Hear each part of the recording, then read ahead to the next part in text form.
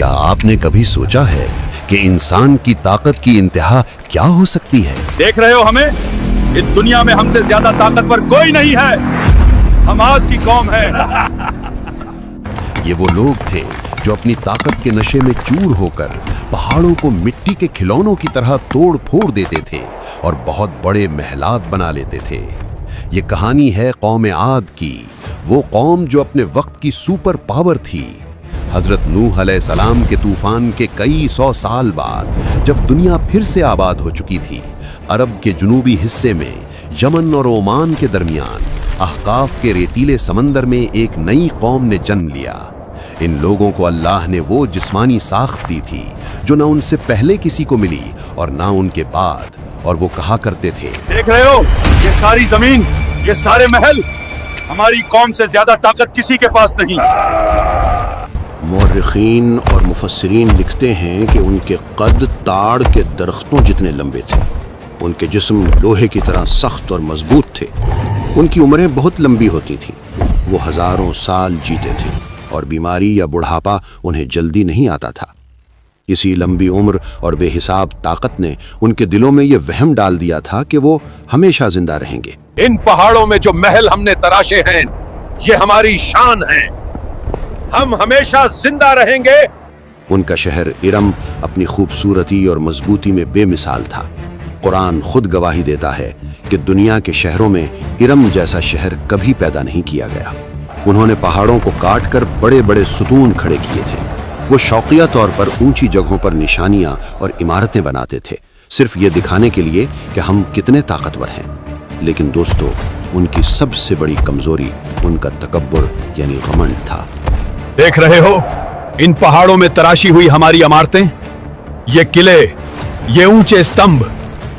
وہ شرک میں مبتلا ہو گئے اور پتھر کے بتوں کی پرستش کرنے لگے۔ اے میرے خدا، تو ہی ہماری قوم کا سہارا ہے، ہماری مدد کر، ہماری طاقت اور بڑھا دے۔ وہ کمزوروں پر بے پناہ ظلم کرتے اور جب کسی کو پکڑتے تو ظالموں کی طرح پکڑتے۔ دیکھو ہماری قوم کے سامنے انسان چیٹی سے زیادہ نہیں، جسے چاہے مٹا دے۔ اپنی بھاری سبھاؤں میں بیٹھ کر وہ اپنے بازوؤں اور اپنی طاقت دکھاتے ہوئے گرج کر کہتے، ہم سے زیادہ طاقتور اس زمین پر کوئی نہیں، ہم ہی اس زمین کے مالک ہیں۔ ان حالات میں اللہ نے انہی کے بھائی اور قبیلے کے سب سے عزت دار شخص حضرت ہود علیہ السلام کو نبوت دے کر بھیجا۔ اے لوگوں، میں اللہ کا نبی ہوں، مجھ پر ایمان لے آؤ۔ اے ہود، تو جھوٹ بولتا ہے، ہم تیرے خدا کو نہیں مانتے۔ حضرت ہود نے انہیں ڈرایا نہیں بلکہ بڑے پیار اور خیر خواہی سے سمجھایا۔ حضرت ہود نے اللہ کی دی ہوئی نعمتوں کی یاد دلائی۔ اے لوگوں، یہ سب مال تمہیں اللہ نے دیا ہے، آنگن اس کا شکر کرو۔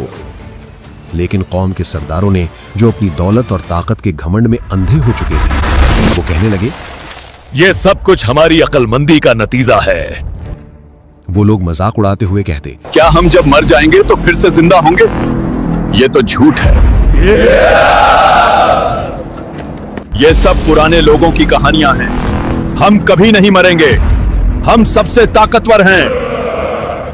حضرت ہود علیہ السلام نے انہیں بار بار سمجھایا، ان کے ہر سوال کا جواب دیا اور انہیں آنے والے خطرے سے آگاہ کیا۔ اے لوگوں، اللہ پر ایمان لے آؤ ورنہ تم پر دردناک عذاب آ جائے گا۔ اے ہود، اگر تم باز نہ آئے تو ہمارے خداؤں کے قہر سے بچ نہیں پاؤ گے۔ آخرکار تنگ آ کر انہوں نے حضرت ہود کو وہ چیلنج کر دیا جس نے ان کی قسمت پر مہر لگا دی۔ انہوں نے کہا، اے ہود، اگر تو سچا ہے تو لے آ وہ عذاب جس کا تو ہم سے وعدہ کرتا ہے۔ اللہ کی پکڑ کا وقت آ چکا تھا۔ سب سے پہلے اللہ نے ان پر قحط یعنی سوکھا مسلط کیا۔ 3 سال تک آسمان نے پانی کی ایک بوند نہیں برسائی۔ وہ زمین جو کبھی ہری بھری تھی اب بنجر ہونے لگی۔ ان کے وہ مشہور باغ سوکھنے لگے، جانور پیاس سے مرنے لگے۔ اس مشکل وقت میں بھی حضرت ہود نے انہیں ایک آخری موقع دیا۔ انہوں نے ایک بہت ہی خوبصورت بات کہی، اے میری قوم، اللہ سے معافی مانگ لو، وہ آسمان سے تم پر بارش بھیجے گا اور تمہاری طاقت میں اضافہ کرے گا۔ لیکن बदकिस्मती से उन्होंने इस नसीहत को भी ठुकरा दिया। फिर एक दिन आसमान पर बादलों का एक बड़ा सिलसिला नजर आया। लोग खुशी से पागल हो गए। लगता है आज बारिश होने वाली है। ये तो वो बादल हैं, आज हम पर जरूर बारिश बरसेगी। ये वो बारिश नहीं है जिसका तुम इंतजार कर रहे थे, ये अल्लाह का अजाब है। और फिर अल्लाह के हुक्म से वो हवा चली जिसे कुरान सरसर कहता है, एक ऐसी तुंदो तेज बर्फीली और गरजदार आंधी जो कानों के पर्दे फाड़ दे।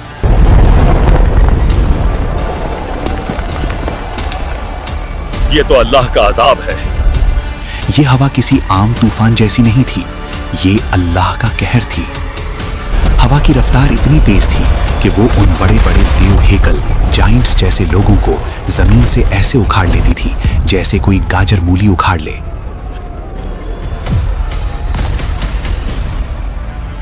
वो लोग जान बचाने के लिए अपने मजबूत महलों में भागे, तहखानों में घुस गए, पहाड़ों की गुफाओं में छुप गए। चलो चलो अपने महलों में चलो।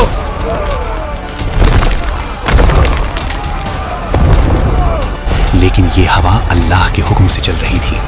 इसने लोहे के दरवाजे तोड़ दिए, पत्थर की दीवारें गिरा दी। ये खौफनाक तूफान 1 या 2 घंटे नहीं बल्कि 7 रातें और 8 दिन तक लगातार चलता रहा। हवा उन्हें आसमान में ऊपर ले जाती और फिर सर के बल जमीन पर पटक देती। उनके सर फट गए और धड़ अलग हो गए। कुरान इनका अंजाम बयान करते हुए कहता है कि वो जमीन पर ऐसे गिरे पड़े थे जैसे खजूर के कटे हुए खोखले तने हों। उनकी लाशें सड़ गई थीं और उनका नामो निशान मिट रहा था। वो कौम जो कहती थी कि हमें कौन हरा सकता है, 7वें दिन के बाद वहां सन्नाटा छा गया। सब खत्म हो गया। ना वो अलीशान महल बचे, ना वो बाग और ना वो मगरूर लोग।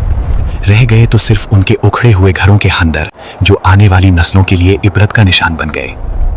अल्लाह ने हजरत हुद अलैहिस्सलाम और उनके साथ ईमान लाने वाले चंद लोगों को अपनी रहमत से बचा लिया। वो तूफान के बीच में होकर भी महफूज थे। जब सब कुछ शांत हो गया तो हजरत हुद उस तबाहशुदा बस्ती से निकले।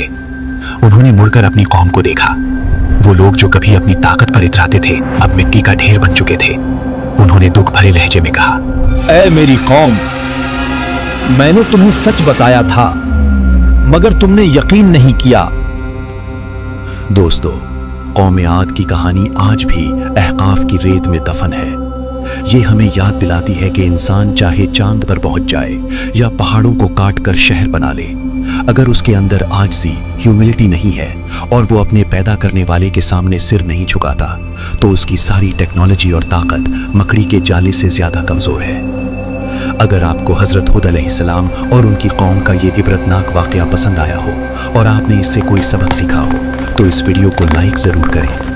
हमें कमेंट्स में बताएं कि आप अगली वीडियो में किस नबी की दास्तान सुनना चाहेंगे। चैनल को सब्सक्राइब करना ना भूलें, क्योंकि हर कहानी में एक निशानी है उन लोगों की।